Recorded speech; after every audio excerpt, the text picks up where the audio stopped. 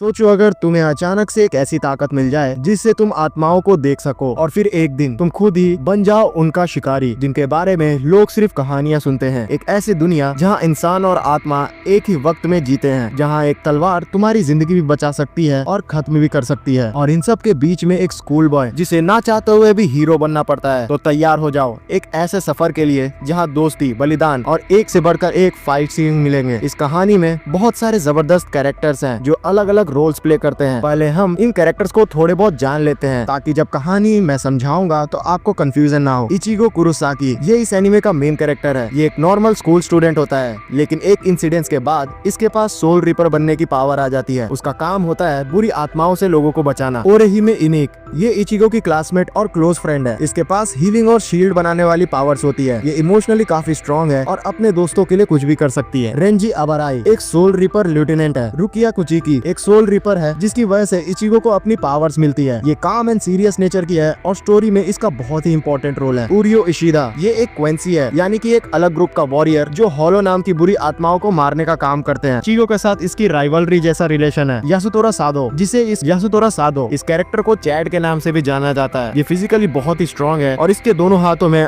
अलग अलग शक्तियां हैं। तो ये थे कुछ इंपॉर्टेंट कैरेक्टर्स जिनके अराउंड ये पूरी स्टोरी घूमती है, और कुछ अनइम्पोर्टेंट कैरेक्टर्स भी हैं जो स्टोरी चलते चलते मैं उसका इंट्रोडक्शन आप लोग को दे दूंगा। अब चलो स्टार्ट करते हैं। शानदार एनीमे क्रॉनिक मीडिया लेके आ चुकी है एक और नया धांसू एनीमे आप सभी के लिए, और मैं जानता हूँ कि मैं काफी समय बाद आप लोगों के सामने आया हूँ, लेकिन आप लोगों के भारी डिमांड को देखते हुए मुझे वापस आना ही पड़ा। तो गाइस ऐसा प्यार आप बना के रखिएगा। साथ ही साथ जो हमारे टीममेट है सुजीत, उनको भी सपोर्ट दिखाते रहिएगा, क्योंकि आप लोग नहीं दिखाएंगे तो कौन दिखाएगा। एपिसोड के स्टार्टिंग में हमें एक अंडरवर्ल्ड दिखाया जाता है जहाँ पे कुछ मॉन्स्टर्स इंसानी दुनिया में आ रहे होते हैं, और ये कुछ दोस्ती तो नहीं करने आ रहे होते हैं। दूर खड़ी एक लड़की भी हमें दिखाई जाती है जो कि बहुत ही ध्यान से इन मॉन्स्टर्स को देख रही होती है। दूसरी तरफ इंसानी दुनिया में कुछ बुलीज हमें दिखाए जाते हैं जो कि एक बच्चे को बहुत ही परेशान कर रहे होते हैं। उतने में ही एक लड़का जो कि हमारा मेन कैरेक्टर है इचिगो कुरोसाकी, वो उनके सामने आ जाता है, और इन बुलीज को लगता है कि वो इस बच्चे को भी परेशान कर लेंगे, लेकिन हमारा इचिगो इनके ऊपर ही भारी पड़ जाता है। इचिगो को इतनी बुरी तरीके से अपने साथी को मारते हुए देखते हुए ये सारे बुलीज डर जाते हैं और वो लोग उसे बचाने भी नहीं जाते हैं। इतने में इचिगो उनसे पूछता है कि ये जो फ्लावर पॉट है वो तुम लोगों ने गिराया है और तुम्हें पता है कि ये किस लिए रखा हुआ था? तो वो हंसते हुए बताता है कि हाँ, अभी कुछ समय पहले ही यहाँ पे एक लड़की की मौत हो गई थी, तो उसकी आत्मा को शांति देने के लिए किसी ने फ्लावर पॉट यहाँ रख दिया है। तो इचिगो गुस्सा होते हुए उन सभी को और पीटना शुरू कर देता है और बोलता है कि तुम ये चीज जानते हुए भी ऐसा कैसे कर सकते हो? जल्दी से जाओ और ये जो फ्लावर पॉट है दोबारा से यहाँ पे ला के रखो, और मैं चाहता हूँ कि नदी किनारे जाके उस लड़की की आत्मा से तुम माफी भी मांगोगे, वरना मैं कल से तुम्हारे नाम का फूल चढ़ाना शुरू कर दूंगा। इचिगो से डरते हुए वो सारे लोग वहाँ से भाग जाते हैं। उतने में पीछे हमें उसी लड़की का स्पिरिट दिखाया जाता है जिसके बारे में अभी बात हो रही थी, और वो इचिगो को थैंक्स कहती है। फिर हमें पता चलता है कि जो इचिगो है वो एक स्पेशल कैरेक्टर है क्योंकि वो आत्माओं से बात कर सकता है। इचिगो उस लड़की को बोलता है कि अब से पुलिस तुम्हें परेशान नहीं करेंगे, और उस लड़की की आत्मा इचिगो को फिर से थैंक्स कहते हुए वहाँ से चली जाती है। फिर जो इचिगो था अपने घर पहुँचता है, और जैसे ही वो अपना घर का गेट खोलता है तो उसके जो फादर थे वो 1 लाख देते हुए उसकी स्वागत करते हैं और बोलते हैं कि तुम इतना लेट कैसे हो गए? तभी इचिगो बोलता है कि ये कोई तरीका हुआ अपने बेटे का स्वागत करने का? तो उसके फादर बताते हैं कि तुम्हें हमेशा अलर्ट रहना चाहिए। इसी में इन दोनों बाप बेटों में थोड़ी सी लड़ाई छिड़ जाती है। हमें ये भी पता चलता है कि इचिगो की 2 बहनें भी हैं जो कि चीजों को देख के काफी कैजुअली बिहेव कर रही होती है, जैसे कि ये इन दोनों बाप बेटों का रोज का काम है। इसी समय हमें ये भी पता चलता है कि इचिगो के इस खास शक्तियों के बारे में उसके पेरेंट्स और साथ ही साथ उनकी बहनों को भी पता है। फिर हमें नेक्स्ट डे का सीन दिखाया जाता है जहाँ पे इचिगो के घर में न्यूज आ रही होती है कि सिटीज में अचानक से कुछ एक्सप्लोजन हो रहे होते हैं, और इचिगो इस चीज को ध्यान से देख रहा होता है। फिर जैसे ही वो अपने स्कूल की तरफ जाता है तो उसे एक स्पिरिट की चिल्लाने की आवाज सुनाई देती है, तो वो उसका ही पीछा करने लग जाता है, और वो देखता है कि ये तो वही बच्ची है जिसको कल उसने बचाया था, और उसके पीछे एक बहुत ही खतरनाक मॉन्स्टर दौड़ रहा होता है। तो इचिगो उसको बचाने के लिए उसके साथ भागना शुरू कर देता है। उतने में ही एक लड़की जो कि काफी मिस्टीरियस सी लग रही होती है, और सीरीज के स्टार्टिंग में हमने इसको देखा भी है, वो यहाँ पे आ जाती है और उस मॉन्स्टर्स को मार देती है, जिसकी वजह से वो स्पिरिट बच जाती है। और इचिगो अपने आंखों के सामने ये सब चीज होते हुए देखता है, लेकिन उसे कुछ समझ ही नहीं आता है। उतने में चारों तरफ जो लोग थे इचिगो के आ जाते हैं और वो बोलते हैं कि तुमने भी देखा ये मिस्टीरियस सा एक्सप्लोजन क्या हुआ? तब इचिगो को समझ में आता है कि वो तो इन सारे मॉन्स्टर्स को देख सकता है लेकिन लोग नहीं, तो उनके लिए ये मिस्टीरियस सा एक्सप्लोजन ही है। फिर रात हो जाती है और इचिगो को नींद ही नहीं आ रही होती है, और वो सोच रहा होता है कि आखिरकार ये सब क्या हुआ मेरे साथ। उतने में इचिगो नोटिस करता है कि एक तितली जो कि एक मैसेंजर की तरह है वो उसके कमरे में आ गई है, और उतने ही देर में वही लड़की जो कि मॉन्स्टर्स को मारी थी दिन में वो भी उसके कमरे में आ जाती है, और इचिगो उसको देख के शॉक्ड होता है और उसे बोलता है कि हे तुम यहाँ क्या कर रही हो? लेकिन रुकिया जो कि उस बच्ची का नाम होता है वो बिल्कुल बिल्कुल भी इस चीज पे ध्यान नहीं देती है क्योंकि उसे लग रहा होता है कि उसे कोई देख नहीं सकता और वो अपने काम पे लग जाती है। उतने में इचिगो उसे जोरदार लात दे मारता है और बोलता है कि अगर तुम चोर हो तो चोरों की तरह बिहेव तो करो। तभी रुकिया को लगता है कि यह कुछ अजीब सा है क्योंकि इचिगो उसे कैसे देख पा रहा है। तो बोलती है कि तुम मुझे देख सकते हो। फिर उतने में याद आता है उसे कि हाँ, दिन में इचिगो उसे देख पा रहा था। तब वो इचिगो को चेक करने लग जाती है कि कहीं वो इंसान है भी या फिर नहीं, या फिर कोई डिफेक्टिव पीस है, जिसको देख के इचिगो को गुस्सा आ जाता है और वो उस पर फिर से हमला करता है। लेकिन रुकिया इस चीज को डॉज कर लेती है और वो बोलती है कि तुम मुझसे बिल्कुल भी नहीं जीत सकते, मैं एक सोल रिपर हूँ जिसे सोल सोसाइटी ने इस जगह पे मॉन्स्टर्स को मारने के लिए भेजा है। जिस चीज से इचिगो इरिटेट हो जाता है और वो बोलता है तुम झूठ तो बिल्कुल भी मत बोलो बच्ची, और अपने घर चली जाओ। बच्ची चिवट सुनते ही रुकिया को गुस्सा आ जाता है और वो एक पैरालिसिस वाला जादू उसके ऊपर कर देती है जिससे इचिगो पैरालाइज हो जाता है। फिर रुकिया बताती है कि मैं तुमसे असल में एज में 10 गुना ज्यादा बड़ी हूँ। साथ ही साथ वो सारा कॉन्सेप्ट भी समझाती है कि किस तरीके से इस दुनिया में दो तरह की आत्माएं होती है, अच्छी और बुरी, और सोल सोसाइटी का काम है कि अच्छी आत्माओं को सोल सोसाइटी में भेजना और बुरी आत्मा जो कि इंसानों के आत्माओं को खाते हैं उन्हें खत्म करना। उतने में ही दूर कहीं हम लोग उसी बच्ची वाली आत्मा को देखते हैं जिसके पीछे एक बुरी आत्मा दौड़ रही होती है। उतने में उस बुरी आत्मा को ऐसा एहसास होता है कि एक काफी प्योर सोल जिसके बगल में एक सोल रिपर भी है वो कहीं आसपास ही है, और असल में ये रुकिया और इचिगो का ही बात कर रहा होता है। तो उस बच्ची आत्मा को छोड़ के उनके पीछे ही चला जाता है। जो रुकिया थी उसे भी एहसास हो जाता है कि कुछ तो बुरा होने वाला है और अलर्ट हो जाती है वो। उतने में ही अचानक से इचिगो के घर में हमला हो जाता है और नीचे से उसकी छोटी बहन आके इचिगो को बोलती है काफी बुरी हालत में कि भाई प्लीज कारीन को बचा लो। तो इचिगो जो पैरालाइज था वो वहाँ से हिलते उलटे कोशिश करता है उसकी तरफ जाने का, लेकिन रुकिया तेजी से भागते हुए उसकी बहन को बचाने चली जाती है और इचिगो भी पीछे पीछे आ जाता है। रुकिया ये चीज देख के काफी शॉक्ड हो जाती है कि एक नॉर्मल सा इंसान उसके स्पेल को कैसे तोड़ दे रहा है, और इचिगो लिटरली उसके स्पेल को तोड़ते हुए अपनी बहन को बचाने भागता है और उस मॉन्स्टर पे हमला कर देता है। लेकिन वो मॉन्स्टर एक ही लात में इचिगो को सुला देता है। तभी रुकिया उस मॉन्स्टर के ऊपर हमला करके उसकी बहन को बचा लेती है और इचिगो को बताती है कि ये जो मॉन्स्टर है वो एक प्योर सोल के पीछे आया हुआ है। तभी उसे एहसास होता है कि ये मॉन्स्टर प्योर सोल इचिगो को ही समझ रहा है और शुरू से ही इचिगो अच्छी आत्माओं का हेल्प करते आया है। इसी वजह से उसकी जो आत्मा है वो और भी ज्यादा प्योर हो गई है। इचिगो को जैसी ये चीज पता चलती है तो वो काफी ज्यादा बुरा फील करता है कि उसी की वजह से उसके जो पूरी फैमिली है उसके ऊपर खतरा आ चुका है। तब जो इचिगो है वो ब्रेव बनते हुए उस मॉन्स्टर के सामने चला जाता है और उसे बोलता है कि तुम्हें मेरी सोल चाहिए ना तो लो, मुझे खा लो, लेकिन बाकी सबको छोड़ दो। तो मॉन्स्टर ऐसा ही करने लग जाता है। उतने में रुकिया बीच में आते हुए उस मॉन्स्टर पे हमला कर देती है जिसपे वो भी काफी ज्यादा डैमेज हो जाती है। रुकिया सोच रही होती है कि इचिगो अपनी जान देते हुए बाकी सबकी जान बचाना चाहता है, लेकिन वो ये चीज नहीं जानता कि ये मॉन्स्टर उसे खाने के बाद बाकी इंसानों को भी खा जाएगा। रुकिया की ऐसी हालत देखते हुए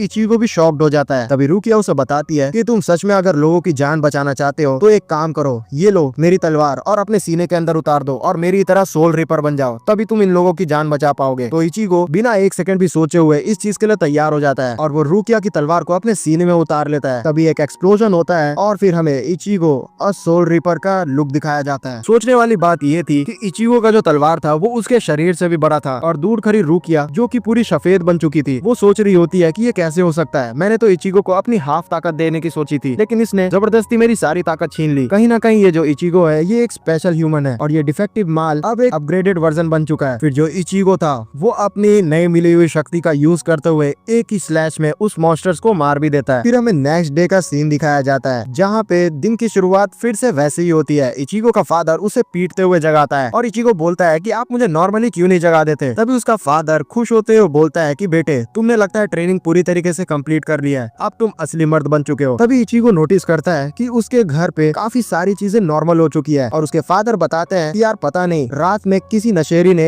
एक गाड़ी नशे में हमारे घर पे ठोक दी। इचिगो को लगता है कि इन सभी को ये लग रहा है कि रात में ये चीज हुई थी। तभी उसे याद आता है कि वो जो बच्ची थी रुकिया उसने कुछ मैजिक करते हुए इन सभी की याददाश्त को भुला दिया होगा। तभी वो खुश भी हो जाता है क्योंकि अब सारी चीजें नॉर्मल हो चुकी है और वो अपने स्कूल की तरफ निकल जाता है। स्कूल पहुंचते ही वो एक लड़की से टकरा जाता है जिसका नाम होता है ओरिहिमे। इचिगो उसकी हेल्प करने की कोशिश करता है, तभी ओरिहिमे उसे देखते हुए शर्माते हुए वहाँ से भाग जाती है। फिर इचिगो अपने क्लासमेट से बात कर रहा होता है। उतने में ही उसका एक धांसू दोस्त भी दिखाया जाता है जिसका नाम होता है यासुतोरा सादो और इसे लोग चैड भी कहते हैं। उतने में ही इचिगो की क्लास में रुकिया भी आ जाती है एज एन ट्रांसफर स्टूडेंट बनके, जिसे देख के इचिगो काफी ज्यादा डर जाता है। तभी रुकिया अपना हाथ उसकी तरफ बढ़ाती है जिसपे लिखा हुआ होता है कि कुछ न कुछ बहाना बनाओ वरना मैं तुम्हें जान से मार दूंगी। तभी इचिगो बहाना बनाते हुए उसे यहाँ से बाहर लेके चला जाता है और उसे बोलता है कि तुम अब यहाँ पे क्या कर रही हो, जल्द से जल्द यहाँ से भाग जाओ। तब रुकिया बोलती है कि मैं अब नहीं जा सकती क्योंकि सोल सोसाइटी में सिर्फ सोल रिपर जा सकते हैं और कल रात तुमने मेरी सारी शक्तियों को खींच लिया है, इसलिए मेरे अंदर सोल रिपर की ताकत ही नहीं है। फिर जो रुकिया थी वो इचिगो को ये चीज भी बताती है कि क्योंकि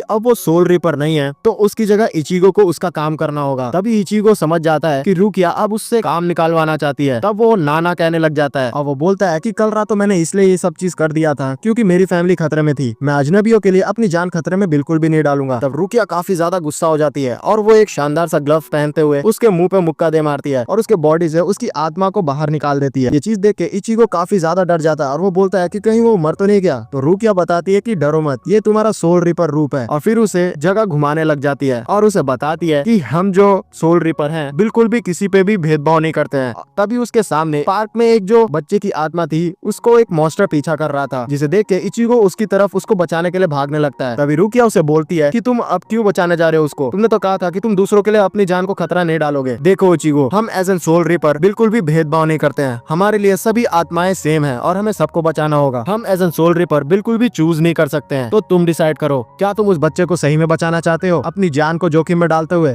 तभी इचिगो कुछ सोचता है और सीधा जाके उस मॉन्स्टर के ऊपर अटैक कर देता है और उस बच्चे को बचा लेता है और बोलता है कि मैं सोल रिपर तो बन गया हूँ, लेकिन मैं अपने स्टाइल से काम करूंगा, जब मेरा दिल चाहेगा तभी मैं किसी को बचाऊंगा। फिर इचिगो अपनी तलवार के दूसरी तरफ से उस बच्चे की आत्मा के सिर पर टैप करता है, जिससे उस बच्चे की आत्मा को शांति मिलने लग जाती है और वो सोल सोसाइटी में जाने लगता है। जो रुकिया थी वो भी काफी ज्यादा शॉक्ड हो जाती है क्योंकि इचिगो ने बिना सिखाए ही इस सेरेमनी को करना सीख लिया। दूसरी तरफ हमें ओरिहिमे दिखाई जाती है जो कि अपने घर पे पढ़ाई कर रही होती है और दूर खड़ा एक आत्मा उसे देख रहा होता है जो कि उसके बड़े भाई की होती है। उतने में उसके बड़े भाई की आत्मा को पीछे जो बुरी आत्माएं थी वो खींच लेती है और उसकी आत्मा को पूरी तरीके से खा जाती है। तभी उसका बड़ा भाई एक मॉन्स्टर में तब्दील हो जाता है। नेक्स्ट डे इचिगो के साथ हम लोग रुकिया को देखते हैं। इचिगो इरिटेट हो चुका होता है क्योंकि रुकिया उसका पीछा ही नहीं छोड़ रही होती है और इचिगो बोलता है कि तुम कब तक मेरा पीछा करोगी। तो रुकिया बोलती है कि तुम सोल रिपर बनने के लिए तैयार हो जाओ, तब मैं तुम्हारा पीछा छोड़ दूंगी। उतने में उन्हें नोटिस होता है कि जो ओरिहिमे है उसे कोई एक कार ठोक के चली गई है। तो तेजी से उसे बचाने के लिए जाते हैं, लेकिन देखते हैं कि ओरिहिमे को कुछ हुआ ही नहीं होता है और वो बोलती है कि देखो मैं तो एकदम तंदुरुस्त हूँ। जो रुकिया थी वो इचिगो से पूछती है कि आखिरकार ये लड़की है कौन। तब इचिगो उसे टपली मारते हुए बोलता है कि ये हमारी क्लासमेट है ओरिहिमे,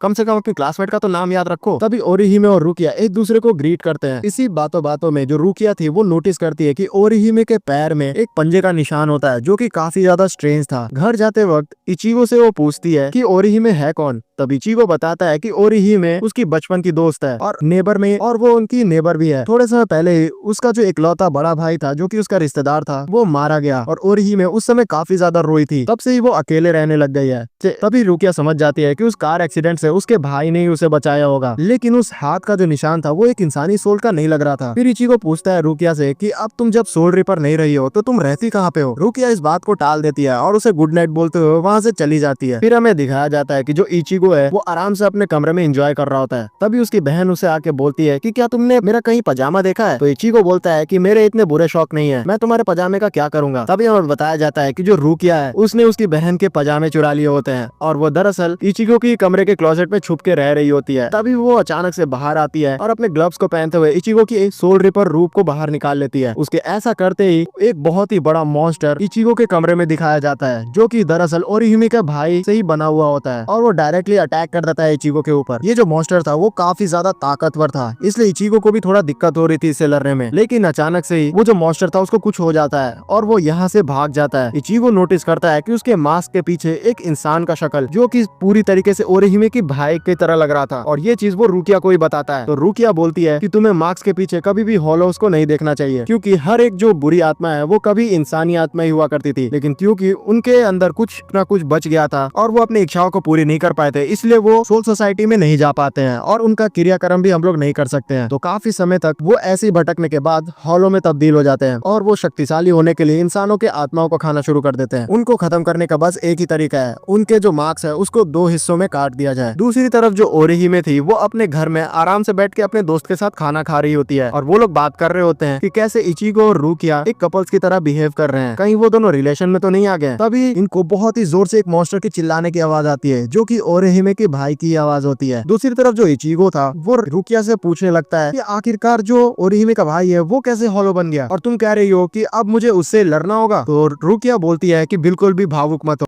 वैसे भी जो ओरिहिमे का भाई है वो अब मर चुका है और साथ ही साथ हॉलो भी बन चुका है। तभी रुकिया को एहसास होता है कि सुबह जो इंसिडेंट हुआ था ओरिहिमे के साथ, कहीं वो उसके भाई ने ही तो नहीं किया था। हो सकता है कि अभी ओरिहिमे की जान खतरे में हो। दूसरी तरफ ऐसा ही होता है, अचानक से ही जो ओरिहिमे की दोस्त थी उसके ऊपर अटैक हो जाता है और एक अनजाना व्यक्ति जिसे कोई देख भी नहीं सकता वो उसके ऊपर हमला कर रहा होता है। जो ओरिहिमे थी वो बिल्कुल डरी हुई होती है और उसे कुछ समझ में नहीं आ रहा होता है और हमें दिखाया जाता है कि ओरिहिमे एक चेन से बंधी हुई होती है और दूसरी तरफ भी उसका ही शरीर होता है। दरअसल ये एक सोल चेन होता है जो कि इंसानों के शरीर को उनकी आत्माओं से बांध करके रखता है और उसका भाई जैसे ही यहाँ पे एंटर होता है तो वो अपनी बहन के आत्मा को अलग कर देता है। जो ओरिहिमे थी वो अपनी आत्मा रूप का यूज करते हुए अपनी दोस्त को बचाने का कोशिश करती है, जिसे देख के उसका भाई गुस्सा हो जाता है और ओरिहिमे बोलती है कि ये आवाज तो जानी पहचानी है, लेकिन आखिरकार तुम कौन हो? तो उसका भाई ये चीज सुन के और भी ज्यादा गुस्सा हो जाता है और वो बोलता है कि अब तुम मेरा आवाज भी नहीं जानती हो। दूसरी तरफ रुकिया और इचिगो तेजी से इनकी तरफ आ रहे होते हैं। फिर जैसे ही जो ओरिहिमे का भाई था उसके ऊपर अटैक करने वाला ही होता है, तभी जो इचिगो था वो बीच में आके उसको रोक लेता है। लेकिन इसका जो भाई था वो चालाक होता है, वो फिर से शैडोज में छुप जाता है। तभी इचिगो नोटिस करता है कि ओरिहिमे उसे देख पा रही होती है, तो वो बोलता है उसे कि तुम तो इंसान हो ना, तो तुम मेरे सोल रिपर रूप को कैसे देख पा रही हो? तभी वो नोटिस करता है कि ये तो ओरिहिमे की आत्मा होती है। तभी ओरिहिमे का भाई बताता है कि मैंने ओरिहिमे को मार दिया है, तो अब तुम कुछ भी नहीं कर सकते। और वो ओरिहिमे का आत्मा को लेके जाने लग जाता है और वो बोल रहा होता है कि ओरिहिमे क्या तुम सच में मुझे नहीं जान रही हो? तभी ओरिहिमे नोटिस करती है इस आत्मा की आंखों को। तब वो बोलती है बिग ब्रदर आखिरकार तुम ऐसे मॉन्स्टर कैसे बन गए और तुम मेरे दोस्तों को चोट क्यों पहुंचा रहे हो? तभी उसका भाई बताता है कि जब मैं डेथ किया था तब तुम हर दिन मेरे लिए प्रे किया करती थी, तब मैं नॉर्मल रहा करता था एक आत्मा की तरह, लेकिन जैसे ही तुम अपनी दोस्त से मिली तब तुम मुझे भूल गई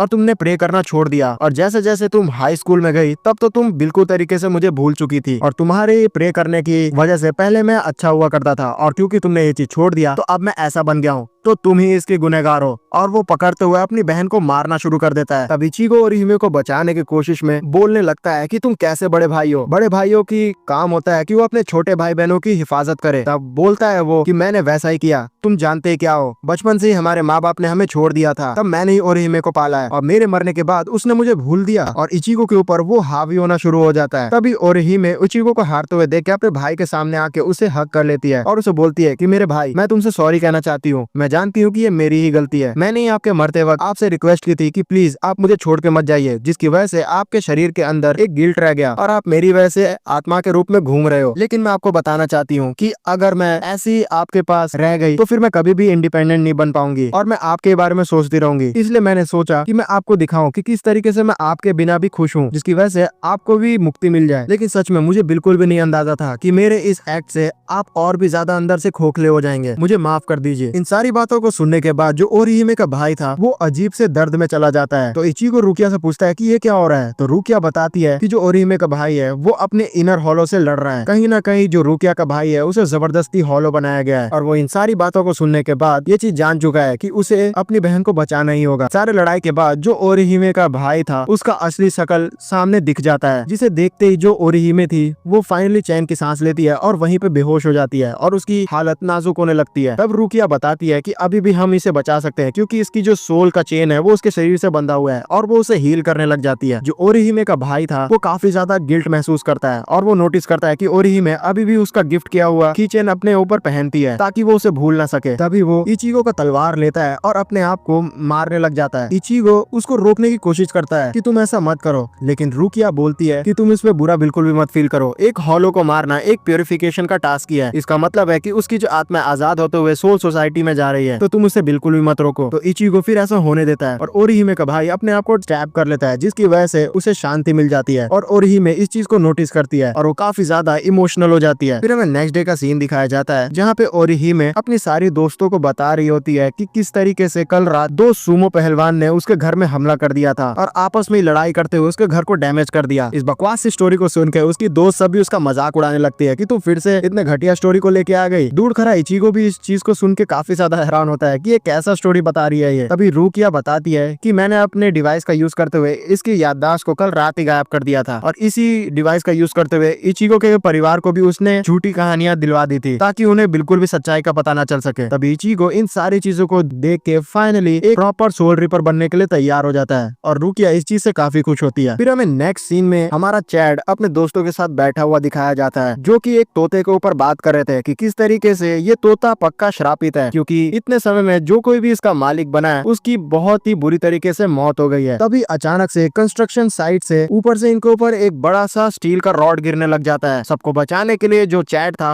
वो रॉड अपने ऊपर ही ले लेता है और उसके ऊपर काफी गंभीर चोट आती है, लेकिन फिर भी वो स्ट्रेट खड़ा हुआ होता है। हमें फिर दूसरी दुनिया का सीन दिखाया जाता है जहाँ पे जो हॉलोस थे वो आपस में बात करते हुए बोल रहे होते हैं कि हम लोग अपने अंदर की जो खामियां है उसको खत्म करने के लिए इंसानों का शिकार करते हैं, लेकिन जो सोल रिपर होते हैं उनकी आत्मा काफी ज्यादा स्वादिष्ट होती है और एक बार तुम उसे खा लो तो तुम बिल्कुल भी उसके स्वाद को भूल नहीं सकते हो। और फिर हमें बताया जाता है कि ये जो तोता है वो कहीं ना कहीं इन हॉलोस से ही जुड़ा हुआ है और वो अपना नाम भी बताता है चैड को, जिसे सुन के ये लोग शक करने लग जाते हैं उस तोते के ऊपर कि कहीं ये सच में श्रापित तो नहीं है। फिर अगले ही दिन जो इचिगो था वो रुकिया से बोल रहा होता है कि यार तुमने तो मेरे सारे जितने भी जख्म थे उन्हें भर दिया। तो रुकिया बोलती है कि मैं अपने क्लास में सबसे टॉप थी इस चीजों में, तो ये जख्म भरना तो मेरे बाएं हाथ का खेल है। उतने में ही जो इचिगो के दो और दोस्त थे वो भी वहाँ आ जाते हैं और वो रुकिया को देखते हुए काफी ज्यादा खुश हो रहे होते हैं क्योंकि फाइनली उनके ग्रुप में एक लड़की आ चुकी है और वो इचिगो को थैंक्स कहते हैं। रुकिया उसके बचकाने दोस्तों को देख के हंस रही होती है। तभी वहाँ पे चैड आ जाता है जो कि जख्मी लग रहा होता है और वो अपने तोते को भी साथ में लाया होता है। सारे लोग उसका हाल चाल पूछते हैं तो चैड बताता है कि अरे कुछ नहीं, एक रॉड उसके ऊपर गिर गया था। उसके बाद जैसे ही वो रोड पे गया तो एक बाइकर ने उसे ठोक दिया। उसे तो कुछ नहीं हुआ लेकिन बाइकर को हॉस्पिटल उसे लेके जाना पड़ा। ये स्टोरी सुनने के बाद ये सारे लोग शॉक्ड होते हैं कि अरे यार ये चैड इंसान भी है। उतने में ही जो इचिगो और रुकिया थे चैड के तोते को भी नोटिस कर लेते हैं और कहीं ना कहीं उन्हें शक हो जाता है कि इस तोते में कुछ तो गड़बड़ है। रुकिया बोलती है कि ये तोता कोई खराब स्पिरिट तो नहीं है, लेकिन इसके पीछे कोई ना कोई खराब स्पिरिट जुड़ी हुई है, हमें कहीं ना कहीं इसे आजाद करना होगा। दूसरे दिन जो इचिगो था वो अपने घर में पहुंचता है जहाँ पे उसकी बहनों को वो अपने फादर के क्लिनिक में हेल्प करते हुए देखता है और वो ये चीज देख के दंग हो जाता है कि जो चैड था वो ही आया था उसके क्लिनिक में अपनी हेल्थ चेकअप करवाने के लिए और उसकी हालत काफी ज्यादा नाजुक लग रही थी। उसे जैसे ही चेकअप के लिए बैठाया जाता है तो उसके पीठ के ऊपर एक बड़ा सा निशान हम लोग देखते हैं जो कि एक हॉलो का ही होता है। जो रुकिया और इचिगो थे वो समझ जाते हैं कि कहीं ना कहीं ये तोते का ही किया हुआ है। जो रुकिया थी वो बोलती है कि ये तोते ने तो कुछ नहीं किया है, मैंने चेक कर लिया, लेकिन आसपास में एक काफी ताकतवर हॉलो को नोटिस कर पा रही हूँ और वो इस तोते से ही जुड़ा हुआ है और ये जो पीठ पे निशान है वो भी एक हॉलो ने किया है। कहीं ना कहीं इस तोते की वजह से जो इचिगो की बहन थी कारिन उसकी भी हालत काफी ज्यादा खराब हो जाती है और वो बीमार रहने लग जाती है। तभी फादर जो इचिगो के थे वो आके बताते हैं कि ये बैड न्यूज है, जो चैड था वो गायब हो चुका है अपने बेड से। तब रुकिया और इचिगो उसको ढूंढने के लिए बाहर चले जाते हैं। रुकिया इचिगो को बताती है कि हम लोग इतने आसानी से उन्हें नहीं खोज सकते क्योंकि जो हॉलोज हैं वो इंसान और सोल सोसाइटी के बीच में एक छुपी हुई जगह में रहते हैं और हम लोग आसानी से उस जगह पे बिल्कुल भी नहीं जा सकते। तभी इचिगो बोलता है कि कहीं ना कहीं जो चैड है उसके साथ उसका तोता भी होगा, तो अगर हम लोग उस तोते की स्पिरिट को कैच कर ले तब हम चैड को भी ढूंढ सकते हैं। तभी इचिगो जो था वो अपनी एक टेक्निक को यूज करने लग जाता है और आसपास की जितनी भी सोल्स थी उन्हें स्कैन करने लग जाता है, जिसकी वजह से वो इजीली उस तोते की स्पिरिट को पकड़ लेता है और वो बोलता है रुकिया को कि चलो मुझे उसकी पता मिल चुका है। रुकिया जो थी वो चीज को देख के काफी शॉक्ड हो जाती है क्योंकि ये जो टेक्निक थी वो काफी एडवांस लेवल टेक्निक थी और रुकिया भी इसे नहीं कर सकती। कहीं ना कहीं जो इचिगो है वो बॉर्न जीनियस है। दूसरी तरफ हम लोग चैड को देखते हैं जो कि उस तोते के बगल में बैठा हुआ होता है और वो तोता चैड को बोल रहा होता है कि प्लीज तुम मुझे छोड़ दो क्योंकि जो कोई भी मेरे पास आता है वो मारा ही जाता है। लेकिन जो चैड था वो दिल का काफी ज्यादा साफ था और वो तोते को बिल्कुल भी नहीं छोड़ना चाहता है। तभी उसके ऊपर जो हॉलोस थे वो हमला भी कर देते हैं, तो तोते को लेकर तेजी से भागना शुरू कर देता है। तभी जो इचिगो और रुकिया थे वो भी चैड को देख लेते हैं और चैड उनको देखते ही दूसरी तरफ भागना शुरू कर देता है क्योंकि वो नहीं चाहता कि उनकी वजह से इचिगो और रुकिया को भी चोट लगे। जैसे इचिगो पीछा कर रहे होते हैं चैड का, तभी जो उसकी बहन कारिन थी वो भी उसे वहां दिख जाती है। तब रुकिया बोलती है कि तुम कारिन को लेके सेफ जगह पे जाओ, मैं तब तक चैड का पीछा करती हूँ। तो इचिगो ऐसा ही करता है। तभी जो कारिन थी वो रोते हुए अपने भाई को बताती है कि कल रात उसने उस पैरेट पे जो स्पिरिट ने पोजेस किया हुआ था उसका सपना देखा। दरअसल एक बच्चे ने उसे पोजेस किया हुआ है जिसकी माँ को उसके सामने ही मार दिया गया था। प्लीज बिग ब्रो उसकी हेल्प जरूर करो। अपनी बहन को इस तरीके से रोते हुए देख के जो इचिगो था वो काफी ज्यादा सीरियस हो जाता है और वो बोलता है कि तुम टेंशन मत लो, मैं उस आत्मा की हेल्प जरूर करूंगा। दूसरी तरफ जो रुकिया थी वो उस हॉलो के पास पहुंच जाती है जो कि चैड के ऊपर हमला कर रहा होता है और वो अपनी थोड़ी बहुत शक्तियों का यूज करते हुए उसके ऊपर हमला करती है, लेकिन क्योंकि उसके सोल रिपर की ताकत अभी भी लौटी नहीं थी तो वो कुछ भी नहीं उखाड़ पाती है उस हॉलो का और वो जो हॉलो था वो रुकिया का मजाक उड़ाने लगता है। दूसरी तरफ जो चैड था वो तोता उसे बताता है कि जो रुकिया है उसकी जान खतरे में है, तो चैड उस तोते को वहीं पे छोड़ के रुकिया को बचाने लग जाता है। तभी उस हॉलो को पता चल जाता है कि जो रुकिया है वो भी एक सोल रिपर ही है और वो प्राउडली बताता है कि वो इससे पहले 2 सोल रिपर्स को खा चुका है जो कि इसी बच्चे को आजाद करवाने के लिए आए थे, तो अब तुम्हारी बारी है लड़की। दूसरी तरफ जो इचिगो था वो अपनी बहन को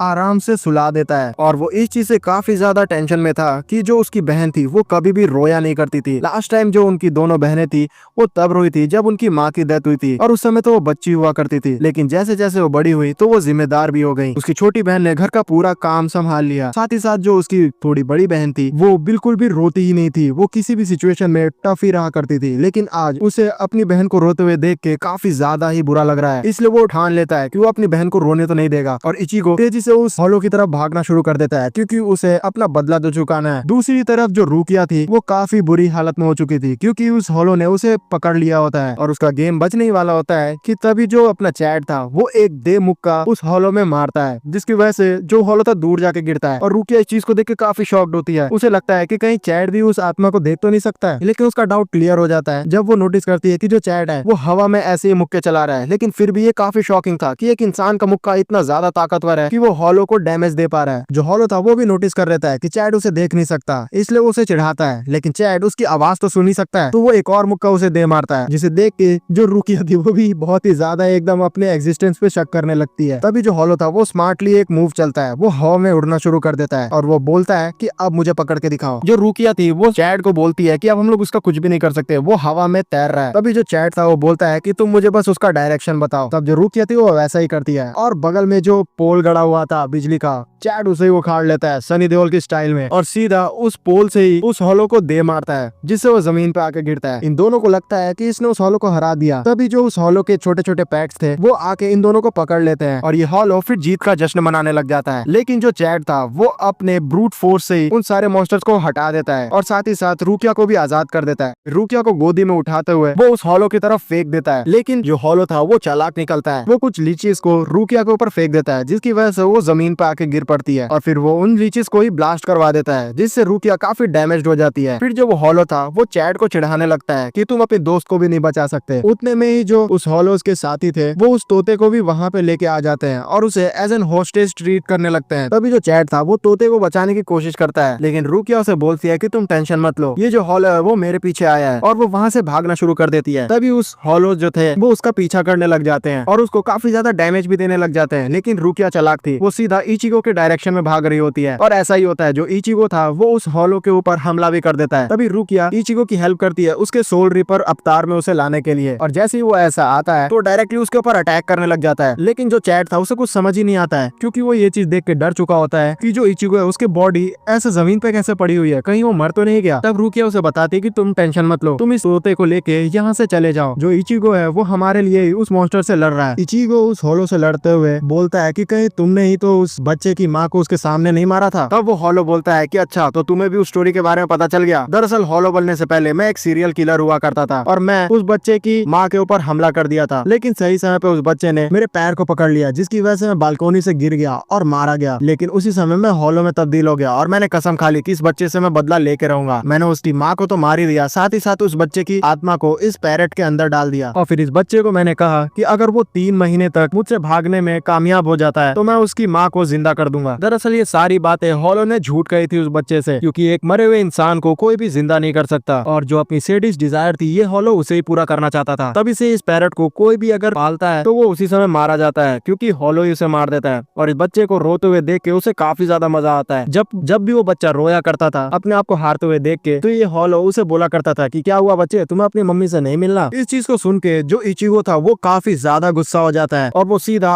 अपने मुक्के को उस हॉलो के मुंह में घुसा देता है और उसकी जीभ को तोड़ देता है ताकि वो अपनी शक्तियों का इस्तेमाल ना कर सके, और फिर अपने तलवार को लेते हुए उसके मार्क्स के 2 टुकड़े कर देता है, जिसके बाद एक अलग सा एक्सप्लोजन होता है और 2 हड्डी नुमा आकार के दरवाजे सामने प्रकट होते हैं और उसे अंदर ले जाना शुरू कर देते हैं। इचिगो काफी ज्यादा कंफ्यूज्ड होता है। तब रूकिया बताती है कि दरअसल जो हमारी तलवार है वो सिर्फ उसी हॉलो को पवित्र कर सकती है, जो कोई अगर मरने से पहले ही गुनहगार हो तो उसे नर्क के दरवाजा उसके अंदर लेके चले जाते हैं, जैसा कि अभी इस हेलो के साथ हो रहा है, क्योंकि ये पहले से ही बहुत ही बुरा हुआ करता था। फिर इन सभी चीजों के खत्म होने के बाद जो रूकिया थी वो उस पैरेट के पास जाती है और उसे बोलती है कि मैं जानती हूँ कि तुम कैसा फील कर रहे हो, लेकिन तुम्हें सोल सोसाइटी में जाना चाहिए, वो काफी ज्यादा अच्छी जगह है। लेकिन वो पैरेट फिर भी तैयार नहीं हो रहा होता है तभी इचिगो उसे बोलता है कि तुम ट्राई क्यों नहीं करते, क्या पता तुम्हें वहाँ पे तुम्हारी मदर भी मिल जाए। जिसे सुन के वो बच्चा खुश हो जाता है और फिर वो उस तोते से बाहर आ जाता है अपने सोल रूप में, और वो चैड को थैंक्स कहता है, क्योंकि इतनी मुसीबत होने के बावजूद एक वही ऐसा इंसान था जिसने उसे एंडिंग तक बिल्कुल भी छोड़ा नहीं। इसी के साथ वो जो बच्चा था वो सोल सोसाइटी में भी चला जाता है और प्योरीफाई हो जाता है। दूर खरी जो कारिन थी, इचिगो की बहन, वो भी इस चीज को नोटिस कर लेती है और वो अपने भाई को उस बच्चे की हेल्प करने के लिए थैंक यू भी कहती है। कुछ समय बीतती है और हमें रूकिया दिखाई जाती है जो कि रात के समय छत पर बैठ के अपने इंसानी शरीर को देख रही होती है और उसमें कुछ प्रॉब्लम्स को नोटिस करती है। दरअसल रूकिया एक सोल रिपर है और वो काफी समय तक इंसानी शरीर में नहीं रह सकती है, जिसकी वजह से उसके शरीर में कुछ न कुछ प्रॉब्लम्स आने शुरू हो गए हैं। फिर सुबह हो जाती है और हम लोग देखते हैं कि इचिगो के घर में इचिगो के ऊपर बात होनी शुरू हो जाती है कि आजकल इचिगो काफी ज्यादा बदला बदला सा महसूस हो रहा है, वो अपने कमरे से बाहर ही नहीं निकलता है। तभी उसके फादर बोलते हैं कि हो सकता है कि वो बड़ा हो गया है, तो उसके कुछ फिजिकल नीड्स है जो कि वो कमरे में बैठ के पूरा करता है। उसी समय इचिगो भी वहाँ पे आ जाता है और वो अपने बाप को डांट लगाता है। दूसरी तरफ जो रूकिया थी वो एक अनजान जगह पे जा रही होती है और एक शॉप में दो बच्चों को वो बोलती है कि क्या तुम्हारे शॉप ओनर यहीं पे हैं? तभी वो बच्चे बोलते हैं कि लेडी, अभी तक हमारे शॉप का खुलने का टाइम नहीं हुआ है, तो क्या आप बाद में आ सकती हैं? तभी वो बोलती है कि नहीं, ये थोड़ा अर्जेंट है, उन्हें बताना कि मैं आई हूँ। तो वो उसे अंदर ले जाने लग जाते हैं, जहाँ पे हमें दो इंसान दिखाए जाते हैं और ये दो इंसान काफी ज्यादा ताकतवर भी है, जो हमें आगे चल के पता चलेगा। फिर जो अपनी प्रॉब्लम है रूकिया उस शॉप ओनर को बताती है कि किस तरीके से उसकी बॉडी अब स्टिफ होना शुरू हो गई है। तभी वो शॉप ओनर बोलता है कि तुम चाहो तो मैं तुम्हें डिस्काउंट भी दे सकता हूँ और एक नया शरीर भी। तब रूकिया उसे गुस्से से घूरती है। तब वो शॉप ओनर अपने सबऑर्डिनेट्स बच्चों को बुलाता है और वो बोलता है कि इस लड़की का जो पैकेज है प्लीज इसे लाके दे दो, और वो ऐसा ही करते हैं। तभी रूकिया वो पैकेज को यहाँ से लेके जाने लग जाती है। तभी वो शॉप ओनर बोलता है कि तुम्हें जो कुछ भी करना है जल्दी करो, क्योंकि तुम ज्यादा समय तक सोल सोसाइटी को बेवकूफ बना के नहीं रह सकती। फिर कुछ समय बाद हमें रूकिया दिखाई जाती है जो कि कुछ करने के बाद अपने शरीर को फिर से नॉर्मल कर ली होती है और वो स्कूल में आते हुए अपने शरीर को फ्लॉन्ट भी करती है और लड़के देख के खुश हो जाते हैं। तभी वो इचिगो को नॉक कर देती है और उसे घसीटते हुए वहाँ से लेके चली जाती है। दूसरी तरफ लाके वो इचिगो को बताती है कि ये एक कैंडी मैं तुम्हारे लिए लाई हूँ और इसकी खास बात यह है कि जैसे ही तुम इस कैंडी को खाओगे तो तुम्हारी जो सोल है वो तुम्हारे बॉडी से बाहर आ जाएगी और एक नकली सी सोल तुम्हारे ओरिजिनल बॉडी में चली जाएगी, जो कि एक्टिंग करेगी तुम्हारी तरह, जिससे तुम एक ही समय पे दो जगह हो सकते हो और अपने सोल रिपर वाले ड्यूटी को भी कंप्लीट कर सकते हो। तभी जो इचिगो था वो बोलता है कि आखिरकार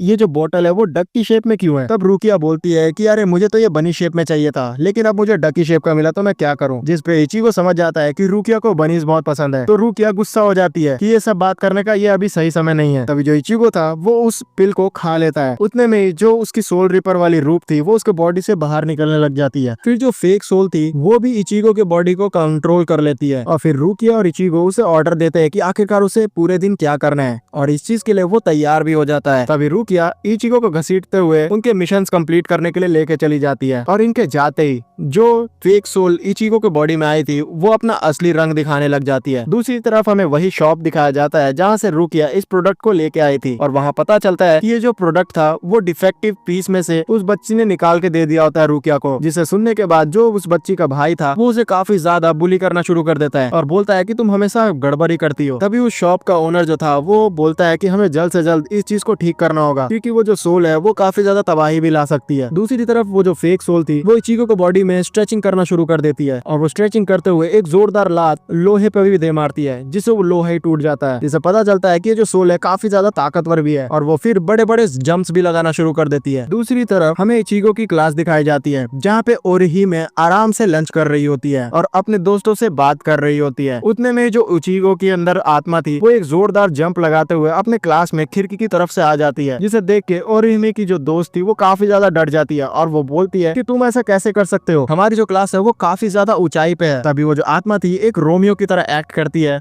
और बोलती है कि तुमने तो देख ही लिया है ना, और वो एक के बाद एक लड़कियों पे लाइन मारना शुरू कर देता है और उनके साइजेस पता करने लगता है। दूसरी तरफ जो इचिगो था उसने अपना काम कंप्लीट कर दिया होता है और उसे कहीं ना कहीं थोड़ा बहुत गड़बड़ का एहसास हो रहा होता है, जो कि सच होती है। जो इचिगो के अंदर की आत्मा थी वो डायरेक्टली ओरिहिमे के पास पहुंच जाती है और उसे काफी अच्छे तरीके से लाइन मारना शुरू कर देती है। वो ओरिहिमे का हाथ को लेके चूमने भी लग जाती है। तभी जो उसकी फ्रेंड थी वो बीच बचाव करती है और उसे एज एन बॉडीगार्ड प्रोटेक्ट करती है। तभी जो इचिगो के अंदर की आत्मा थी वो उसकी दोस्त के ऊपर भी लाइन मारना शुरू कर देती है, जिससे उसकी दोस्त भी थोड़ा बहुत ब्लश करने लगती है। दूसरी तरफ अपने काम को खत्म करके रुकिया और इचिगो तेजी से भागते हुए उसकी तरफ आ रहे होते हैं। तभी वो नोटिस करते हैं कि उसके क्लास में से एक बेंच खिड़की तोड़ते हुए नीचे गिर रहा होता है। हमें बताया जाता है कि जो इचिगो था उसने ओरिहिमे के बॉडीगार्ड के ऊपर भी पुच्ची दे दी होती है, जिससे वो काफी ज्यादा गुस्सा हो गई होती है और सारी लड़कियां भी ये देख के काफी डर गई होती है, क्योंकि अभी वो बहुत ही ज्यादा बीस्ट रूप में लग रही होती है। वो और भी हमला करती कि उतने ही देर में जो इचिगो था वो भी वहां पे आ जाता है। इचिगो कुछ कर पाता कि उतने ही देर में जो फेक इचिगो था वो उसके ऊपर जोरदार लात घूंसे मारना शुरू कर देता है और इचिगो अपने आप को बिल्कुल भी बचा नहीं पा रहा होता है, क्योंकि अगर वो कुछ हमला करेगा तो कहीं उसके ही बॉडी पे कुछ चोट ना आ जाए। दूर खड़े सारे लोग को ये चीज अजीब सी लगती है, क्योंकि उनके लिए तो इचिगो हवा में ही लाते घूंसे चला रहा होता है और उन्हें लगता है कि इचिगो पागल हो गया है। कहीं ना कहीं जो ओरिहिमे थी उसे ऐसा एहसास हो जाता है कि जो इचिगो है वो असली वाला उनके सामने नहीं है, और वो अपने दोस्तों को भी बता देती है कि ये असली इचिगो नहीं है। उतने में जो इचिगो था फेक वाला वो खिड़की से कूदते हुए यहाँ से भागना शुरू कर देता है, और जो रुकिया और इचिगो थे वो भी इस चीज को देखते हैं। तभी रुकिया को भी पता चल जाता है कि जो इचिगो के शरीर में अभी आत्मा गई है वो एक डिफेक्टिव पीस है, और जैसे ही इचिगो को ये चीज पता चलती है कि उसने क्या क्या कांड किया है तो वो काफी ज्यादा डर जाता है, क्योंकि उसने डायरेक्टली ओरिहिमे को पुच्ची भी दे दी होती है, जिससे वो काफी ज्यादा एकदम शर्माते हुए बोलता है कि अरे यार उस आत्मा ने एक दिन में मेरी बनाई हुई इमेज की धज्जियां उड़ा के रख दिया। तभी इचिगो रुकिया से पूछता है कि आखिरकार ये डिफेक्टिव सोल क्या चीज है। तब रुकिया बताती है कि काफी समय पहले जो सोल सोसाइटी थी उसने एक प्रोजेक्ट लॉन्च किया था, जिसमें वो एक ऐसे सोल्स को क्रिएट करते थे जो कि काफी ज्यादा कॉम्बैट में ताकतवर हुआ करते थे, और वो उन सारे सोल्स को मरे हुए लोगों की बॉडीज में डाल दिया करते थे,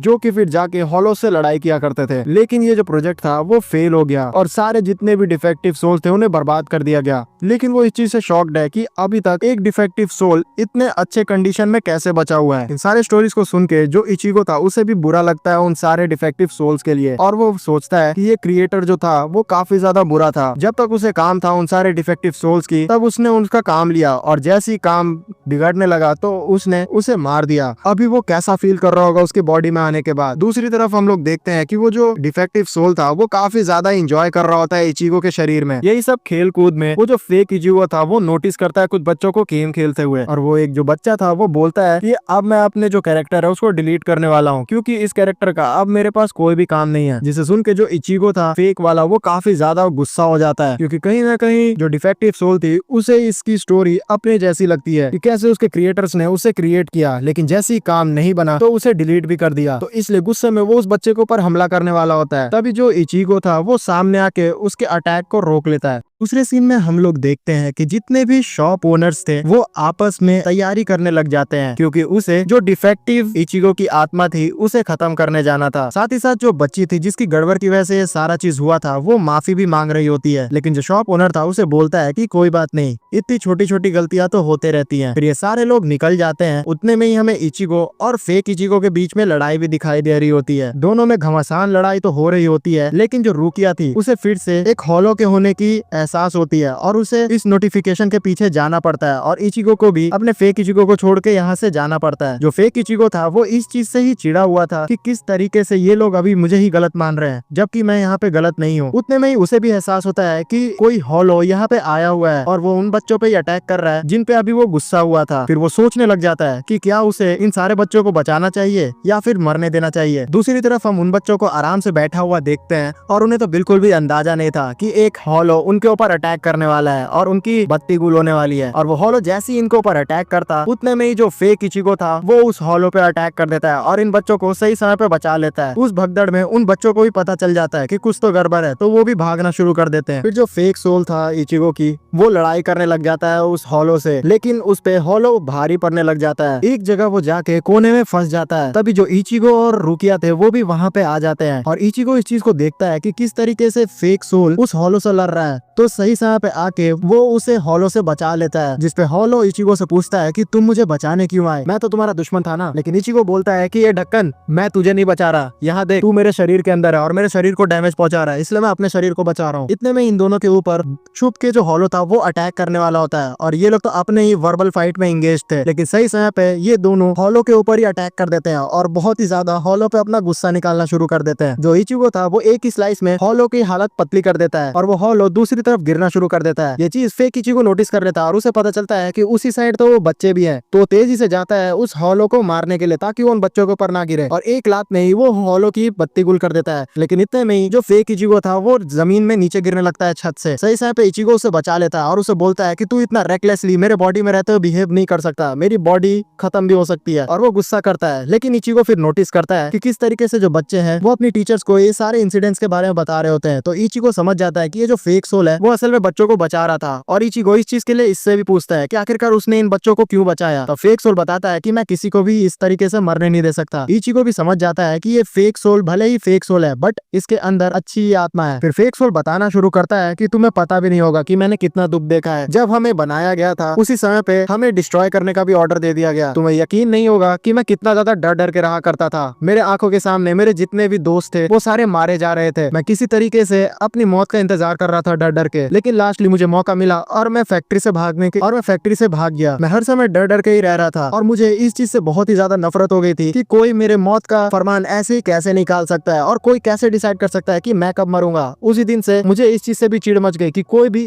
बिना बात के मरेगा नहीं। तो मैं उसी दिन से लोगों को बचाने का भी सोच के रखा हुआ। उतने में जो शॉप ओनर था वो भी वहाँ पे आ जाता है और वो इस चीज से शॉक्ड होता है कि इन दोनों के बीच में बिल्कुल भी ज्यादा लड़ाई नहीं हुई और ये लोग शांति से बात कर रहे हैं। लेकिन फिर भी अपनी जॉब को कंटिन्यू करते हुए वो एक स्टिक का यूज करते हुए उस आत्मा को इचिगो की बॉडी से निकाल देता है और फिर उस पिल को वहाँ से लेके जाने लगता है। तभी जो इचिगो था वो बोलता है कि हे तुम इस पिल के साथ क्या करोगे। तो शॉप ओनर बोलता है कि जो इसके साथ होना चाहिए था मैं इसे डिस्ट्रॉय कर दूंगा। तभी जो रुकिया थी वो भी वहाँ पे आ जाती है और वो बोलती है कि तुम इन शॉप ओनर्स को बिल्कुल भी नहीं जानते हो इचिगो, ये एकदम लालची है। और फिर वो शॉप ओनर को बोलती है कि तुम तो वैसे भी सोल सोसाइटी के रूल्स नहीं मानते हो ना, तो तुम ये पिल को हमें ही दे दो, इसे ले जाने की बिल्कुल भी जरूरत नहीं है। तब वो शॉप ओनर बोलता है कि आगे चल के अगर तुम्हें कोई भी मुसीबत हुआ तो तुम फिर मुझे मत बोलने आना। और फिर उस पिल को रुकिया सीधा इचिगो को दे देती है। इसी के साथ ये लोग अपने घर की तरफ शाम में जाने लग जाते हैं और इचिगो जब अपनी बॉडी में आता है तो वो देखता है कि किस तरीके से उस फेक सोल ने इसकी बॉडी की बैंड बजा के रखी हुई है और वो बहुत ही ज्यादा गुस्सा कर रहा होता है उस पिल पे चिल्लाते हुए। और रुकिया भी इस चीज को नोटिस कर रही होती है। तभी वो बोलती है कि तुम इस पिल पे चिल्ला के कुछ भी नहीं कर सकते हो, अगर तुम्हें इस पे गुस्सा निकालना ही है तो इसे एक डेड बॉडी के अंदर डाल दो। तभी जो इचिगो था वो एक डेड बॉडी अगल बगल में खोजने लग जाता है। लेकिन अब उसे रोड पे कहीं पड़ा हुआ डेड बॉडी थोड़ी ही मिलेगा। उतने में उसे कचड़े में एक टूटा हुआ शेर का खिलौना दिखता है तो उसके अंदर ही वो पिल डाल देता है, जिसकी वजह से वो जो फेक सोल था वो एक शेर के खिलौने में आ जाता है और उसके अंदर जान आ जाती है। और फिर वो आते ही इचिगो को चैलेंज कर देता है। फिर हमें दिखाया जाता है कि जो इचिगो था वो कहीं ना कहीं इस चीज से खुश था कि ये फेक सोल की जान बच चुकी है। इसी के साथ ये जो फेक सोल था वो साथ ही में रहने लग जाता है इचिगो के। और रुकिया भी अब तो उसी के घर में रहती थी तो ये तीनों ही साथ में रह रहे होते हैं। कहीं ना कहीं जो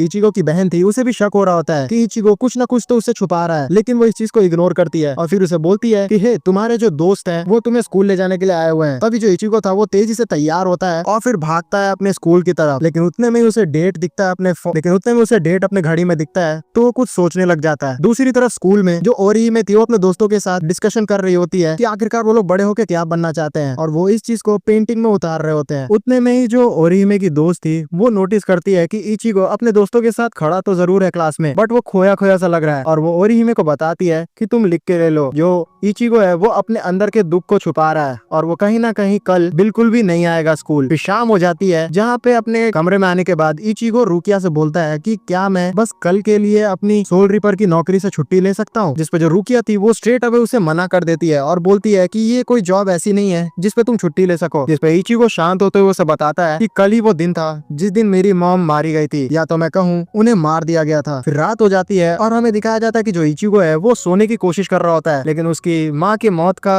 मंजर उसे आज भी बहुत ही हॉन्ट करता है और वो बिल्कुल भी सो नहीं पा रहा होता है। नेक्स्ट सीन में हमें सोल सोसाइटी दिखाया जाता है जहाँ पे सोल रिपर्स आपस में बात कर रहे होते हैं और एक सोल रिपर को बोला जाता है कि तुम्हें ह्यूमन वर्ल्ड में जाके रुकिया कुचिकी को ढूंढो क्योंकि रुकिया जो है वो जरूरत से ज्यादा ह्यूमन वर्ल्ड में रह चुकी है। तुम्हें पता लगाना है कि आखिरकार वो कर क्या रही है और जरूरत पड़े तो तुम फुल फोर्स का भी यूज कर सकते हो। फिर हमें नेक्स्ट डे का सीन दिखाया जाता है और जो इचिगो की फैमिली थी वो सिमेट्री में जा रही होती है क्योंकि उनकी मदर के आज डेथ एनिवर्सरी था तो उनको श्रद्धांजलि देने के लिए तो जा ही रहे होते हैं। जिसपे जो इचिगो था वो तो थोड़ा उदास लग रहा होता है और उनकी दोनों बहनें भी उदास लग रही होती है। तो इन लोग का ऐसे उदास देखते हुए जो इसके फादर थे वो इन्हें चीयर अप करने की कोशिश करने लगते हैं, जिससे इरिटेट होके जो इचिगो की बहन थी वो अपने फादर को एक लात दे मारती है। दरअसल यहाँ जो इचिगो के फादर थे वो काफी ज्यादा अपने आप को चीयरफुल दिखाते थे ताकि उनके जो बच्चे हैं उन्हें बिल्कुल भी बुरा ना लगे। धीरे धीरे ये लोग ऊपर चढ़ रहे होते हैं। उतने में इचिगो नोटिस करता है कि रुकिया भी इनकी सपोर्ट के लिए यहाँ पे आ चुकी होती है, लेकिन इचिगो डर जाता है क्योंकि वो अपनी बहनों को रुकिया के बारे में बिल्कुल भी बताना नहीं चाहता था। इचिगो बिल्कुल भी नहीं चाहता था कि रुकिया के बारे में उसकी बहनों को पता चले, लेकिन उसकी बहन बोलती है कि क्या तुम उसे जानते हो। जिस पे इचिगो बोलता है कि नहीं नहीं मैं उसे नहीं जानता। लेकिन इचिगो की बहन पहचान लेती कि रुकिया ने तो उसी की ड्रेस पहनी है, तो इचिगो तेजी से रुकिया के पास चला जाता है और उसे समझाने लगता है कि तुम यहाँ पे क्यों आ गई। तब रुकिया बोलती है कि तुम यहाँ से दूर तो आ गए हो और आज की छुट्टी भी मांग ली है, लेकिन अगर हॉलो ने अटैक कर दिया तो मैं तुम्हारा सपोर्ट कर पाऊँ, इसलिए मैं यहाँ पे आ गई हूँ। वैसे तुम मुझे एक चीज बात बताओ, जैसा कि तुमने बताया था कि तुम्हारी माँ को मारा गया था, ना कि वो नेचुरल डेथ से मरी थी, और तुम जैसा बचपन से ही स्पिरिट्स को देखते आ रहे हो, तो इसका मतलब तो यही हुआ कि तुम्हारी मदर को भी हॉलो ने ही मारा है। जिसपे इचिगो बिल्कुल भी कुछ भी कहना नहीं चाहता था और वो बोलता है कि नहीं, मैं इस पे कुछ भी नहीं कहूंगा। तो रुकिया बोलती है कि दरअसल वो हॉलो तुम्हें मारना चाहता था, लेकिन तुम्हारी मदर तुम्हें बचाते हुए मारी गई। तो इचिगो बोलता है कि प्लीज इस पे कुछ भी मत बोलो, ये ऐसा कुछ भी नहीं था, दरअसल मेरी माँ को मैंने ही मारा था। और ये बोल के वो वहाँ से उदास होते हुए चला जाता है। दूसरी तरफ जो ओरिजिमे की दोस्त थी उसे स्टोरी बता रही होती है कि किस तरीके से इचिगो बचपन में उसी के डोजो में साथ में आया करता था, और वो बचपन में अपनी मदर के साथ डोजो में आया तो करता था, बट वो काफी कमजोर हुआ करता था और एक ही मुक्के में मेरे ढेर हो जाया करता था और रोने लगता था। लेकिन जब भी उसकी मदर उसके सामने आती थी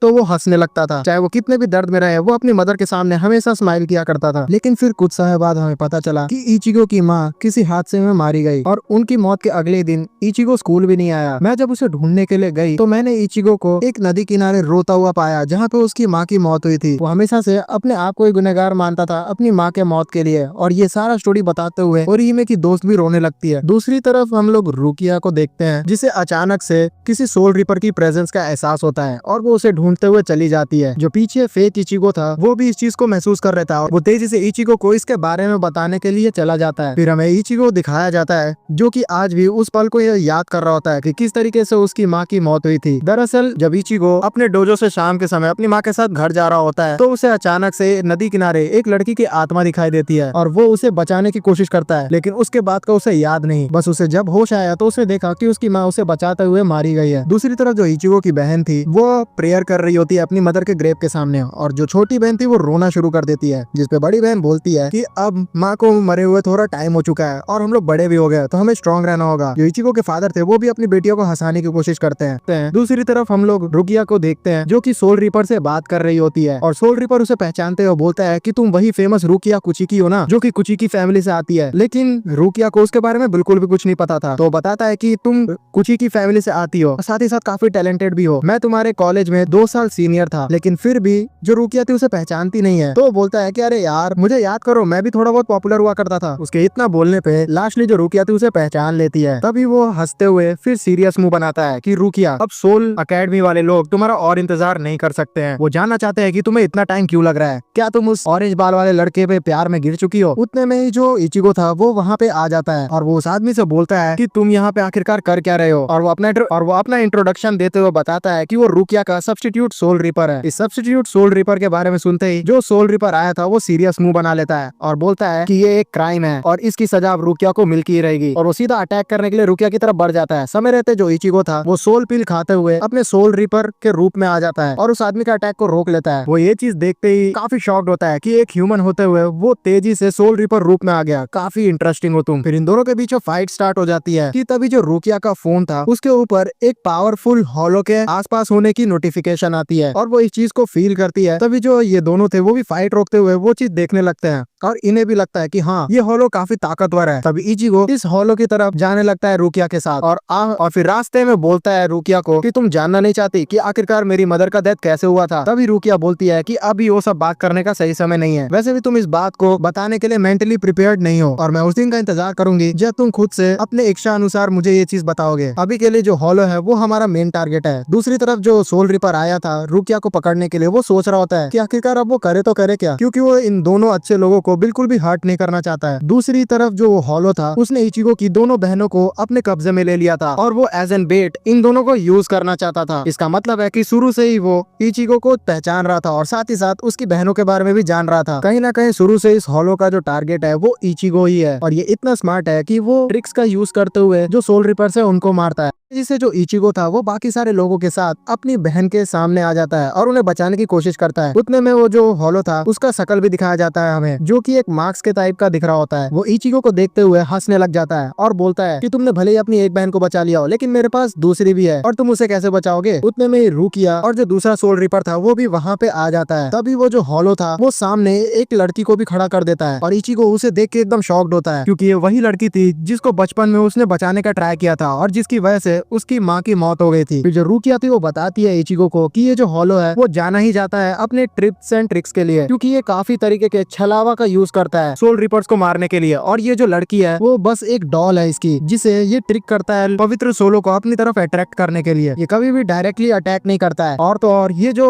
हॉलो है वो पिछले 50 सालों से सोल रिपर्स को अपना शिकार बनाते हुए आ रहा है और ये काफी ज्यादा सक्सेसफुल रहा है इस चीज में। तभी जो हॉलो था उसे भी याद आ जाता है कि किस तरीके से 6 साल पहले उसने इचिगो की मॉम को मार डाला था, क्योंकि वो दरअसल इचिगो को फंसाना चाहता था अपने इस ट्रिक से। लेकिन जब इचिगो वहाँ पे आया तब उसकी मदर ने उसकी जान बचाने के लिए अपने आप को कुर्बान कर दिया और तब वो उसकी मदर की आत्मा को खा के वहाँ से चला गया था। इन सारे स्टोरीज को सुन के जो सोल रिपर आया था इनके साथ वो भी काफी ज्यादा बुरा फील करने लगता है कि किस तरीके से ये जो हॉलो है वो डायरेक्टली अटैक नहीं करता है और भद्दे ट्रिक्स का यूज किया करता है। फिर जो इचिगो था वो इस चीजों को याद करते हुए गुस्सा हो जाता है और सीधा उस हॉलो पे अटैक कर देता है। लेकिन जो हॉलो था उसके अटैक को डॉज कर लेता है और वो सीधा उसकी बहन कारिन को खाने की कोशिश करने लगता है, जिसको बचाने के लिए इचिगो उसकी तरफ बढ़ता तो है लेकिन वो हॉलो उसे ही पकड़ लेता है। जो रुकिया थी वो अपने पैरालाइजिंग टेक्निक का यूज करती है उस हॉलो पे, लेकिन उसका कोई भी फायदा नहीं होता क्योंकि ये हॉलो काफी ज्यादा ताकतवर था। तभी जो इचिगो था वो देखता है कि उसकी बहन अब मारे जाने वाली है, तो वो जोरों से नो नो चिल्लाने लगता है ताकि उसकी बहन को छोड़ के ये हॉलो उसी को खा ले। लेकिन ऐसा नहीं होता। सही समय पे जो सोल रिपर था वो आके इचिगो की बहन को बचा लेता है और जो इचिगो था वो भी अपने आप को छुड़ा लेता है। जो हॉलो था वो गुस्सा हो जाता है इस चीज से और वो डायरेक्टली फिर से अटैक करता है कारिन के ऊपर, जिसे इचिगो बताने की कोशिश करता है लेकिन बचा नहीं पाता है। सही समय पे जो दूसरा सोल रिपर था वो अटैक अपने ऊपर ले लेता है और कारिन को बचा लेता है। जो इचिगो था वो मन में सोचता है कि क्यों, आखिरकार इसने ऐसा क्यों किया, और वे डायरेक्टली चीज उस सोल रिपर से भी पूछ लेता है, जिसपे वो बताता है कि सोल रिपर्स का काम जो होता है वो हॉलोस को मारना तो होता ही है, साथ ही साथ इनोसेंट सोल्स की जान बचाना भी होता है, चाहे उसके लिए हमें कोई भी कीमत चुकानी पड़े। इतना बोलते हुए वो सीधा बेहोश हो जाता है। तभी जो रुकिया थी वो उसके पास जाती है और उसे छूते हुए उसका कंडीशन बताती है कि टेंशन मत लो, ये जिंदा ही है, बस इस समय ये ढक्कन यहाँ पे सो गया है। इस मौके का फायदा उठाते हुए जो फेक इचिगो था वो इचिगो की दोनों बहनों को लेकर यहाँ से भागने लगता है, क्योंकि वो भी जानता था कि ये जो हॉलो है वो काफी चालाक है और वो उस इचिगो की बहनों को यूज करते हुए काफी ट्रिक्स एंड काफी सारे ट्रिक्स खेलेगा। दूसरी तरफ जो इचिगो था वो काफी ज्यादा गुस्सा था और वो रुकिया को डायरेक्टली बोलता है कि अब इस हॉलो से मेरी जो फाइट होगी उसके बीच में तुम मत आना, ये मेरा पर्सनल मैटर है। लेकिन जो इचिगो था वो इतना ताकतवर नहीं था कि वो इस हॉलो से लड़ पाए और वो उसे काफी ज्यादा डैमेज कर देता है। तभी वो हॉलो बोलता है कि तुम काफी ज्यादा बेवकूफ हो, इतने नए सोल रिपर होते हुए तुमने मुझसे लड़ने का ठान लिया और तुम हेल्प भी नहीं ले रहे अपने दोस्तों की, तुम अभी इतने ताकतवर नहीं हुए बच्चे। जो रुकिया उसकी हेल्प करने की कोशिश करती है लेकिन इचिगो फिर भी मना कर देता है। तभी जो वो हॉलो था वो एक डर्टी ट्रिक खेलता है, वो अपने सामने जो डॉल थी उसका शक्ल इचिगो की मदर पे बना देता है, जिसे देख के इचिगो काफी दंग हो जाता है और वो सच में उसके ट्रिक्स में फंसने लगता है। वो हॉलो बोलता है कि हर इंसान और सोल रिपर के लाइफ में एक ऐसा आदमी होता ही है जिसको बिल्कुल भी चोट नहीं पहुंचा सकता और मैं उसी का फायदा उठाते हुए बरसों से सोल रिपर और इंसानों का खात्मा करते आ रहा हूँ। मैं जानता हूँ कि तुम कितना भी इस चीज को नकार लो लेकिन तुम कभी भी अपनी मदर के ऊपर अटैक नहीं करोगे। दूर खड़ी रुकिया भी इस चीज को समझ जाती है कि किस तरीके से इचिगो के अंदर इस चीज का अभी भी गिल्ट भरा हुआ है कि वो अपनी मदर को बिल्कुल भी बचा नहीं पाया था और अब इस फाइट के बीच में वो उसका साथ इसलिए नहीं चाहता है क्योंकि उसकी प्राइड और उसका जो बदला है वो बीच में आ रहा है और वो बिल्कुल भी इसके बीच में आते हुए किसी को नहीं चाहता है, तो वो भी इचिगो के लिए प्रे करना शुरू कर देती है। दूसरी तरफ जो सोल रिपर था वो भी अब नींद से उठ चुका होता है और वो सीधा हॉलो के डायरेक्शन में बढ़ना शुरू कर देता है। जो हॉलो था वो इचिगो का काफी फायदा उठा रहा होता है, उसकी मदर के शक्ल को एकदम उसके पास लेके आ जाता है और उसे स्टैब भी कर देता है, लेकिन इचिगो कुछ भी नहीं कर पा रहा होता है क्योंकि उसकी मदर जो थी वो उसके लिए काफी ज्यादा प्यारी थी और वो बिल्कुल भी उन पे अटैक नहीं कर सकता था। लेकिन अचानक से जब इचिगो की हालत काफी ज्यादा नाजुक हो गई थी तभी जो हॉलो का डॉल था वो चमकना शुरू हो जाता है और उसके अंदर से जो इचिगो की माँ का असली आत्मा थी वो बाहर निकलती है और ये चीज रुकिया और वो सोल रिपर भी दूर खड़े हुए देख रहे होते हैं कि आखिरकार ये स्ट्रेंज चीज कैसे हो सकती है। इसकी मदर के थॉट्स इतने ज्यादा पावरफुल थे और इतने ज्यादा प्योर थे कि उसने इस हॉलो के पापी डॉल को भी पार कर दिया और वो अपने बच्चे को बचाने के लिए बाहर आ गई। ये सच में काफी ज्यादा रेयर है। हो सकता है कि जब इचिगो की मॉम मारी गई थी तब उनके थॉट्स इसी डॉल में कैद हो गए थे। इचिगो की मॉम उसे बोलती है कि मेरे बच्चे, मैं तुमसे और हमारी फैमिली से बहुत ही प्यार करती हूँ, मैं तुम्हें कभी भी प्यार करना बंद नहीं करूंगी और मैं तुमसे बहुत ही प्राउड फील करती हूँ। और ये बोलते हुए वो यहाँ से चली जाती हैं। अपनी मदर के सामने से जाते ही जो इचिगो था वो काफी ज्यादा लाइट फील करने लगता है और उसके अंदर के थोड़े रिग्रेट्स कम हो चुके होते हैं। तभी वो हॉलो की बैंड बजाने का सोच लेता है और वो अपने तलवार को सीधा उसके छाती पे घुसा देता है। जो हॉलो था वो काफी ज्यादा डैमेज होता है इस चीज से, लेकिन वो काफी ज्यादा चालाक था। वो इस चीज को ईगो में ना लेते हुए कैलकुलेट कर लेता है कि अब सीन उसके बचाव में बिल्कुल भी नहीं है, तो वो मौका देखते ही यहाँ से भाग जाता है। जो रुकिया थी तेजी से इचिगो के पास आ जाती है और उसे समझाने लगती है कि मैं जानती हूँ कि तुम्हारे अंदर का गिल्ट अभी भी थोड़ा बहुत बचा हुआ है, लेकिन इचिगो तुमने काफी ज्यादा कर लिया है, अब तुम आराम कर सकते हो। इतने में जो इचिगो था वो बेहोश हो जाता है। जो सोल रीपर था वो इस चीज को देखते हुए काफी ज्यादा इम्प्रेस होता है और वो बोलता है कि ये बच्चा आगे चल के मॉन्स्टर बनने वाला है और मैं इतना भी ज्यादा निर्दय नहीं हो सकता कि एक कपल को अलग कर दूं। मैं जा रहा हूँ सोल सोसाइटी में और उन्हें इस चीज के बारे में भी रिपोर्ट कर दूंगा कि